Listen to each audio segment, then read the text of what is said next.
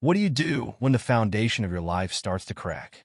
When the love you thought was unbreakable suddenly feels like a cage? This is the story of Jake, a man who thought he'd built a steady life, until his wife asked for an open marriage. In his struggle to hold on to love, he finds something unexpected: himself. Join us on a journey that questions loyalty, identity, and the courage it takes to rebuild from scratch. It was nearly midnight, and I was still out by the old bridge, hands frozen stiff in the October wind, trying to get a weld to hold on the rail. The damn bridge was so old, rusted, and stubborn, like me in a way, but it had good bones. When the county assigned me this job, they hadn't promised much. A few extra hours, maybe some overtime, but I'd accepted it gladly. I liked the solitude. Out here, away from the noise of town and the quiet tension in my own home, I could just focus on the task at hand. That night, though, something felt different. The wind was sharper, howling like it was trying to tell me something I didn't want to hear. I was finishing up when I saw headlights coming down the dirt road, bouncing over ruts and rocks. I knew those headlights. They belonged to our SUV. Maggie was behind the wheel. She parked a few feet away, got out, and walked over to me in her thin jacket, hugging herself against the cold. "Jake, we need to talk," she said, her voice barely carrying over the wind. I lowered my welding mask and turned off the torch, sighing. There'd been tension between us for weeks now, an unspoken something building up. I tried to ignore it, thinking it was just her anxiety over Liam going off to college. But tonight, she'd chased me down out here. This was different. "What's so urgent it couldn't wait until morning?" I asked, trying to keep my voice steady. She hesitated, looking away, her hands twisting the ring on her finger, a nervous habit she'd had since the day we met. When she finally looked back up at me, I saw something I couldn't ignore: regret, maybe even guilt. "Jake," she said, barely above a whisper, we need something new, something different." I felt a chill that had nothing to do with the wind. I felt a wave of unease tighten around my chest. "Something different?" I echoed, trying to sound calm, but feeling my voice waver. "Maggie, what are you talking about?" She took a deep breath, gathering herself, and then looked me straight in the eyes. "I've been thinking about it for a while now, Jake. Ever since Liam left for college. I don't know. I feel like I'm missing something." Her voice dropped, almost like she was talking to herself. Like there's this part of life I never got to experience. She was avoiding my eyes now, focusing on the ground, and that sinking feeling in my gut intensified. "What are you saying?" I asked, my voice edged with a bitterness I couldn't hide. Maggie took a breath, then let it out slowly. "I'm saying maybe it's time for us to explore other options. I think I want to try an open marriage." The words hit me like a punch to the chest. I stood there, stunned, my mind struggling to keep up with what she was saying. Maggie? My Maggie, the woman I'd spent nearly 2 decades with, wanted an open marriage? "You want to see other people?" My voice came out raw, a mix of disbelief and hurt. She met my eyes then, her expression torn between regret and determination. "I don't want to lose you, Jake. I need to find out if there's more to life than what we have now. We're in a rut, and I don't know if I can keep pretending that I'm okay with it." A rut. I didn't know how else to live, but with structure, with stability. We had built a life together based on these things, hadn't we? This was supposed to be our dream, this steady, dependable life. The cold wind whipped through us, but Maggie stood firm, waiting for my response. I searched her face for any sign of doubt, something that would tell me she wasn't serious, that this was just a passing thought, some late-night worry blown out of proportion. But all I saw was a woman who had already made up her mind. I felt a bitterness creep into my voice. "So, you're saying it's me? That I'm not enough for you anymore?" She closed her eyes briefly, as if bracing herself. "That's not what I'm saying, Jake. I love you.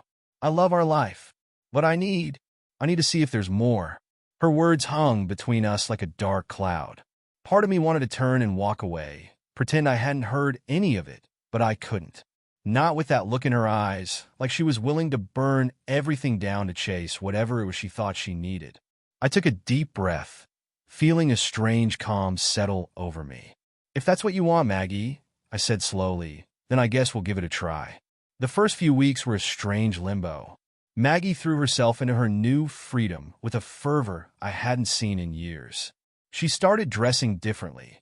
Her phone seemed glued to her hand, and she'd stay out late, coming home with a slightly breathless look, as though she was tasting life for the first time. Meanwhile, I tried to avoid thinking about it. I buried myself in the bridge project, letting the labor wear down the edges of my thoughts. But every night, when I came home to an empty house, that feeling of resentment crept in. I'd agreed to this for her. And yet each time she came back with that same exhilarated glow, I felt myself harden a little more inside. Then came the night I found myself sitting alone in the living room, staring at my phone. Maggie was out again, her absence filling the house with an echoing emptiness I couldn't ignore anymore. A notification popped up on my phone, a dating app ad of all things. I'd never touched one before, but in that moment, something rebellious stirred inside me. With a dry laugh, I downloaded the app. The setup was easy, and before I knew it, I had a profile. No pictures from the last few years, so I chose one from a fishing trip with Liam, back when he still thought I was cool. I felt silly, like I was playing a game I had no business even touching. A few swipes, a couple of messages, and I was ready to delete the whole thing. But then I matched with a woman named Claire. She was close to my age, with a wry smile in her profile picture and a bio that read, "Looking for good conversation and maybe some bad decisions." There was something refreshing about her honesty, something that cut through the cloud of bitterness I'd been carrying. We exchanged a few messages, and then, on impulse, I suggested meeting up for a drink. I figured she'd blow me off, but to my surprise, she agreed. And that's how I found myself at a bar downtown on a Friday night, fidgeting nervously at a table in the corner, wondering what the hell I was doing. I was nursing my beer when Claire walked in. She spotted me right away and made her way over, a smirk on her face like she already knew this was going to be an interesting night. "Jake, right?" she asked, sliding into the seat across from me. "Yeah, Claire," I replied, trying to hide the fact that my palms were sweating. She grinned, leaning forward a bit. "So, what brings you here? You don't exactly look like the dating app type." I let out a laugh, surprised by her directness. "That obvious, huh? Let's just say you look more like the kind of guy who'd be working on a project at midnight than sitting here in a bar talking to strangers." I shrugged, swirling the beer in my glass. "You're not wrong. I'm actually working on an old bridge out by the county line. Been restoring it for the past month. Building bridges, huh?" she teased, her eyes twinkling. "Seems fitting." I raised an eyebrow. "Oh, how's that?" Claire leaned back, her gaze softening just a little. "I don't know, just a feeling. Like maybe you're here trying to build something, even if you're not sure what it is yet." I stared at her, feeling a little exposed. But there was something in her eyes that told me she wasn't just making small talk. She actually cared about my answer. "Honestly, I have no idea what I'm doing here." I paused, taking a sip of my beer to fill the silence. "My wife. She's the one who suggested we open our marriage." Claire's eyebrows lifted in surprise. "Really? And you agreed?" "Not right away," I admitted, feeling the weight of the words as I spoke them. But she seemed so determined. She said she needed something more. I figured if it'd make her happy, I'd try it. She tilted her head, studying me. "And what about you? Did you want this?" I let out a heavy sigh. I thought it was just for her, that I was doing it to keep the peace, you know? But now, seeing her so happy, I realized maybe I've been just as stuck. I never thought about what I wanted for a long time. I thought stability was all we needed. Claire nodded thoughtfully, leaning forward. "So, you've been keeping yourself in this little box because you thought that's what would keep everything together?" "Yeah," I said, my voice low. "Now it feels like everything I built is slipping through my fingers, and I don't know what to do about it." She reached across the table, her fingers brushing against mine, sending a jolt through me. "You could start by asking yourself what you actually want, Jake. Not for her, not for anyone else. For you." I stared at her, the question landing like a stone in my chest. What did I want? I'd spent so much time following a script I hadn't even realized I was reading. Now, faced with someone willing to listen, it was like a door had cracked open, letting in a sliver of light. "And maybe," Claire added with a soft smile, Tonight could be about figuring that out. Her hand lingered on mine, and for the first time in years, I felt a spark, a possibility, as if the world was a little bigger than I'd thought. And for the first time, I didn't feel guilty about it. The night with Claire felt like stepping into an entirely different world. She laughed easily, and her questions had a way of cutting right through my defenses, making me think about things I hadn't dared to before. For once, I felt seen, not as the husband, the father, the reliable builder, but just as myself. When I finally drove home in the early hours, I had that same exhilarated feeling I'd seen in Maggie's face over the past few weeks. But the euphoria didn't last long. When I got home, I saw Maggie's car parked in the driveway. The house was dark, but the tension was thick, lingering like a fog. As I opened the door, the hallway light flicked on, and there she was, sitting on the edge of the couch, her arms crossed tightly over her chest. "Late night, huh?" Maggie's voice was cool, a bit sharper than I was used to. I felt a flash of guilt, but I quickly buried it. This was what she'd wanted, after all. "Yeah, I was out with someone," I said simply, meeting her gaze. Maggie's face shifted, just slightly. There was a flicker of something I hadn't expected, discomfort, maybe even hurt. "You don't have to tell me the details," she replied, her voice suddenly quieter. "Funny, I thought this was exactly what you wanted, Mags." I tried to keep my tone neutral, but a hint of bitterness slipped through. I hadn't intended it, but I realized it had been building up in me since this whole thing started. She looked down, her fingers twisting that wedding ring again, and I almost felt bad. "Almost. This isn't easy for me either, Jake," she said softly. I thought I'd be fine with it, but seeing you come home like this," she trailed off, and I could see the vulnerability, that same hesitation from the night she'd first suggested all of this. I didn't know what to say. Part of me wanted to comfort her, to say that everything would be okay. But another part of me, the part that had been waking up over these past few weeks, was too tired to pretend. "So what did you expect?" I asked, my voice rougher than I'd intended. "That you'd be the only one out there having fun, meeting new people, while I just stayed here waiting for you?" Her head jerked up, her eyes wide with surprise, and something else, something I couldn't quite name. No, Jake, that's not it." "Then what is it, Maggie?" I was losing my calm, frustration bubbling up. "You wanted this. You were the one who wanted something more, and now that I'm finally getting a taste of that, now you're having second thoughts?" She was silent, her face pale in the dim light. I could see the weight of her words pressing down on her, but I was done making this easier for her. "I don't know what I expected," she finally whispered, "but I didn't expect it to hurt this much." I took a step back, running a hand through my hair, trying to gather my thoughts. "Maybe you should have thought about that before you suggested we tear down everything we built together." She flinched, and I felt a pang of regret, but it was too late to take the words back. We stood there in silence, the distance between us suddenly feeling like miles. The days after that confrontation were tense and quiet. Maggie and I barely spoke, each of us drifting in our own directions. She still went out, though her late nights were fewer, and I could see that flicker of jealousy whenever I mentioned meeting someone. I didn't flaunt it, but I also didn't hide it. Something inside me had shifted. One evening, after another late night with Claire, I returned home to find Maggie sitting in the living room, a glass of wine untouched in her hand. She looked exhausted, and for a brief moment, I felt a wave of sympathy, even nostalgia, seeing her sitting there in her usual spot. "Jake, we need to talk," she said, her voice steady but tense. I sighed, shrugging off my jacket, and sat down across from her. I knew what was coming, and I wasn't sure I wanted to hear it. But we were here now, past the point of no return. "What is it, Max?" She looked at me, her gaze softer than it had been in weeks, a hint of the woman I'd fallen in love with years ago. "I thought I wanted this," she began, her fingers tapping rhythmically against her glass. "I thought I needed to explore things.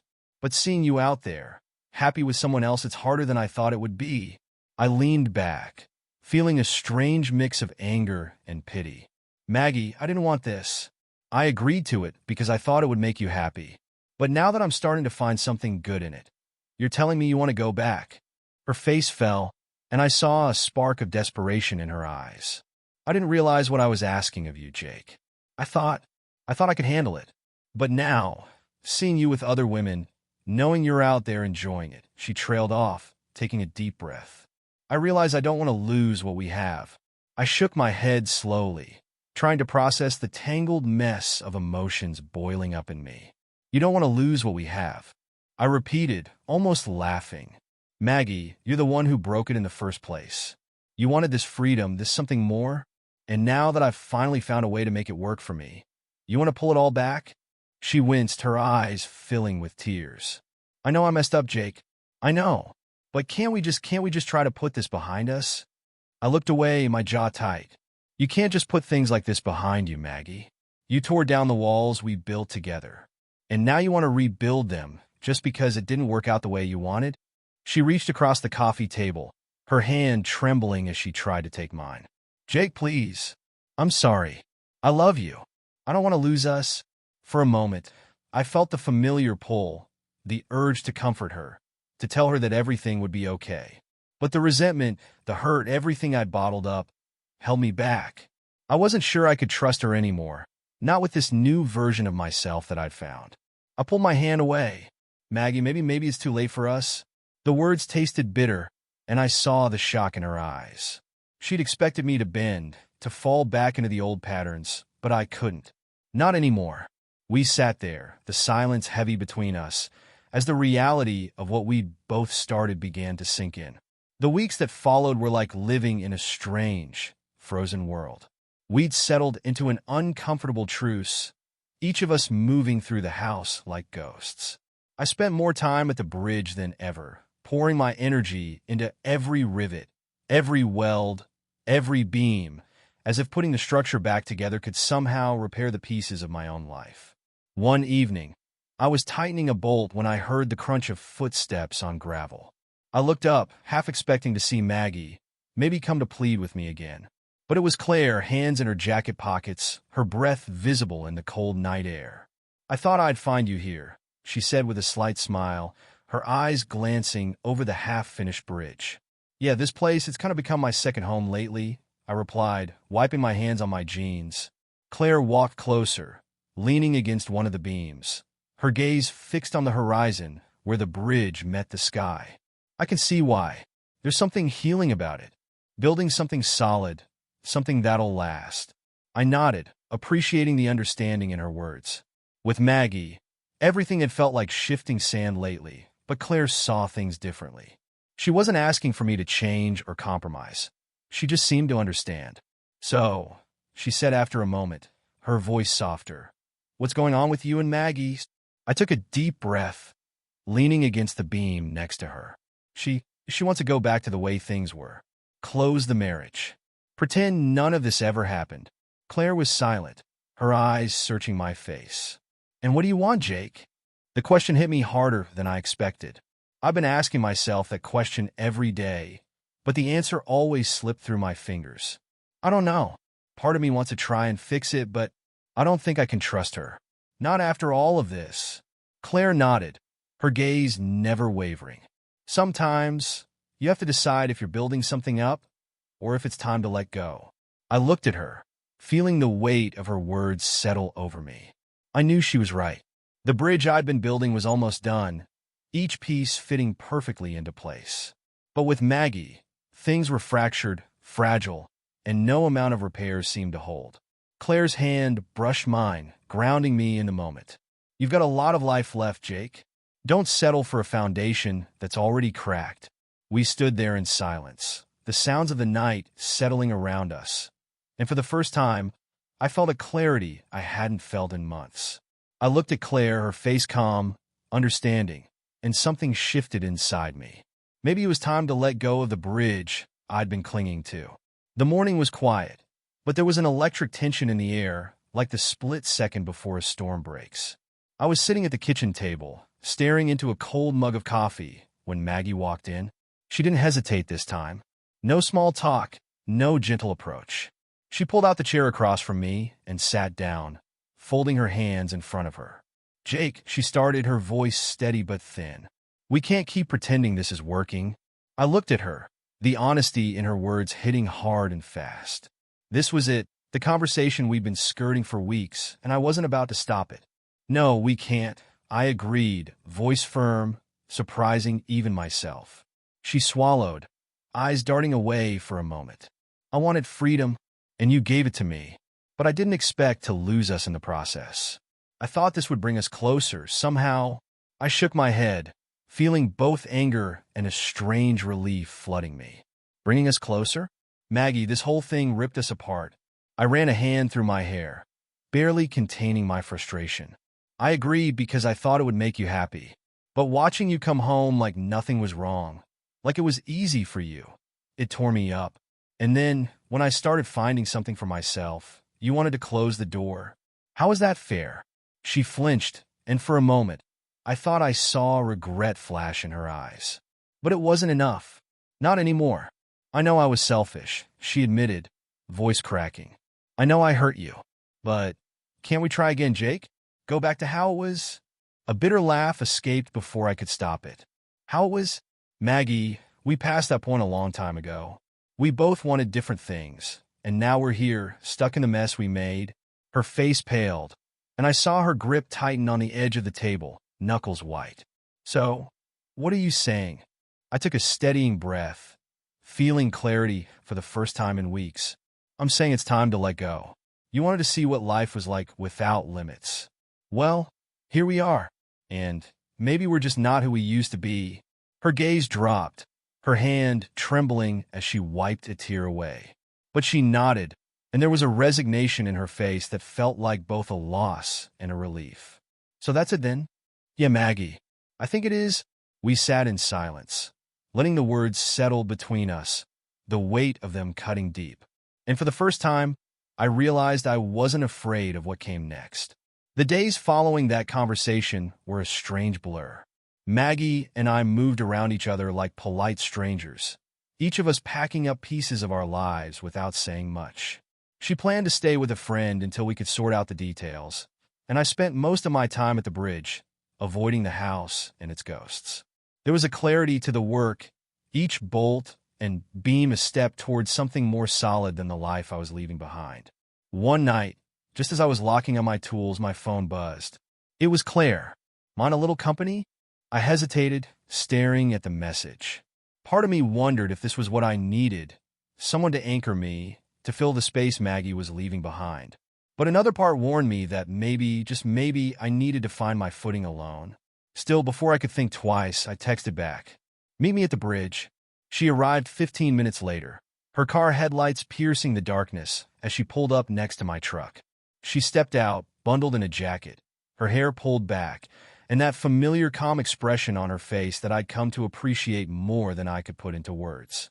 We stood in silence for a moment, the bridge stretching out behind us, half finished but holding strong.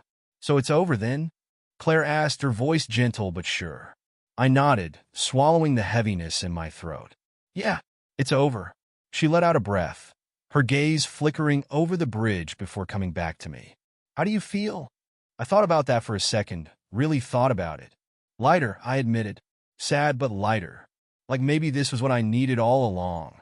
She smiled, a soft, understanding smile, and stepped a little closer. "Sometimes you have to burn a few bridges to find the right path. And sometimes you just need to build new ones." The words hung between us, charged with a promise I hadn't expected. And as we stood there shoulder to shoulder, looking out at the bridge I'd poured myself into, I felt that clarity again. I didn't know where this new path would take me, but for the first time in a long time, I was ready to find out.